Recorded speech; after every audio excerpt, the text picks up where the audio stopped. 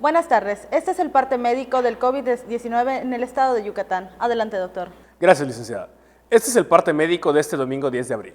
A partir de mañana, el lunes 11, y hasta el 16 de abril, iniciará una nueva fase de vacunación en el estado en la que personas de 18 años en adelante que viven en Mérida y en 7 municipios más podrán recibir la primera, segunda o tercera dosis de la vacuna contra el coronavirus. Se reitera el uso obligatorio de cubrebocas para toda la población, incluso la vacunada, y se recomienda a la población evitar el uso de cubrebocas de tela o pañoletas, ya que está descrito que no brinda ninguna protección contra el COVID, incluida la variante Ómicron. Por lo que para protegernos entre todos, se sugiere el uso de cubrebocas de 2 capas, tricapa o de uso grado médico como el KN95, ya que estos tienen una cobertura hasta del 95% contra Ómicron. Como se ha señalado, en la reapertura económica, los datos más importantes son la ocupación hospitalaria y los ingresos diarios. El día de hoy tenemos 10 pacientes en hospitales públicos.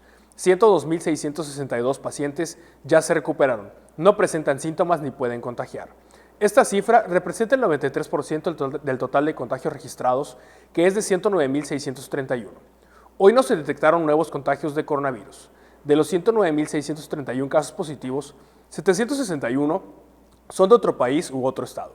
Específicamente, en Mérida se han diagnosticado 68.577 personas contagiadas de coronavirus, que viven 17.651 en la zona norte, 16.730 en la zona oriente, 6.512 en la zona centro, 10.935 en la zona sur, 16.749 en la zona poniente.